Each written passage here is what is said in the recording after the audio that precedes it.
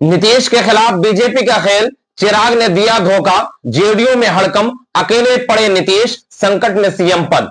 इन दिनों भारतीय जनता पार्टी नीतीश कुमार को साइडलाइन करने के लिए पूरी प्रक्रिया अपना ली है और पूरी रणनीति बना ली है, क्योंकि बिहार में चिराग पासवान के जरिए से नीतीश कुमार को साइड करने की कोशिश की जा रही है।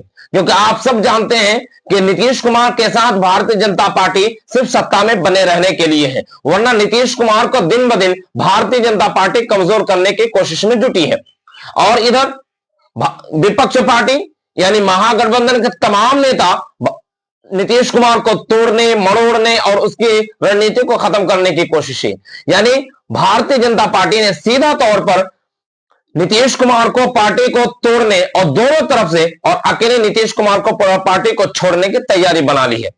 इसलिए कहा जा रहा है कि नीतीश कुमार हमेशा अकेले ही बात करते हैं। जब उन पर संकट आती है तो बीच बचाव करने के लिए ना तो भारतीय जनता पार्टी को कोई नेता आते हैं, ना भारतीय जनता पार्टी के कोई भी पक्षधारी करने के लिए उनके साथ में आते हैं, और ना ही उनके सहयोगी दल।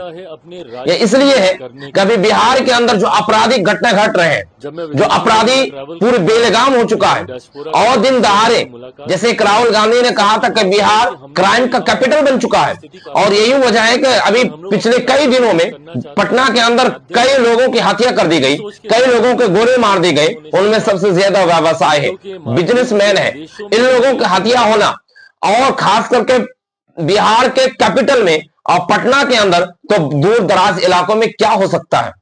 और इसमें सीधा तौर पर भारतीय जनता पार्टी के उप मुख्यमंत्री यानी जो सहयोगी दल है विजय सिन्हा बीजेपी से है और उन्होंने उप मुख्यमंत्री है, लेकिन उन्होंने फिर दावा कर दिया कि यह पुलिस की कमजोरी है, यह सरकार की कमजोरी है, जिसकी वजह से यह आपराधी घटना घट रही है, इसमें हमारी नाकामी है। जबकि विजय सिन्हा उन्हीं के मंत्री है और डिप्टी सीएम है। उसी के साथ साथ उसके अलावा चिराग पासवान जो एनडीए के सहयोगी दल है, उन्होंने सीधा तौर पर कहा कि यह समझ से परे कि पुलिस की जिम्मेदारी क्या है। और सिर्फ चिराग तक ही बस नहीं, बल्कि उनके सांसद संभावी चौधरी ने भी इस चीज का जिक्र कर दिया। उन्होंने सीधा तौर पर उसमें हमला किया। यहीं पर एनडीए के नेता रुके नहीं, अरुण भारती जो एलजेपी से सांसद है, इन्होंने भी कटाक्ष करते हुए नीतीश कुमार हमला किया।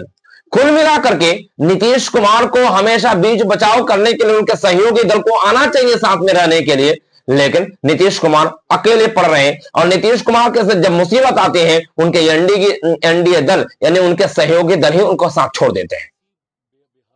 और भारतीय जनता पार्टी एक मोहरा बना करके, एक हथियार बना करके चिराग पासवान को यूज कर रहे हैं, चिराग पासवान को इस्तेमाल कर रहे हैं। यानी जो चिराग पासवान बोलते हैं, जो करते हैं, हकीकत यह है कि वो भारतीय जनता पार्टी के इशारे पर काम कर रहे हैं।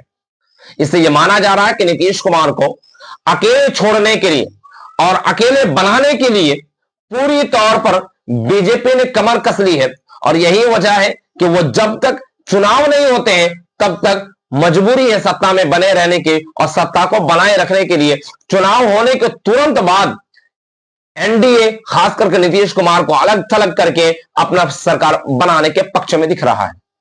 यह इसलिए माना जा रहा है क्योंकि यह जो प्रक्रिया है और उन्हीं की पार्टी, उन्हीं के मंत्री खुद सीएम पर हमलावर है, सीएम पर जबानी हमले कर रहे हैं, सीएम को कटघरे में ले रहे हैं और आपराधिक घटने हो रहे हैं और अपनी ही सरकार पर सवाल खड़े कर रहे हैं।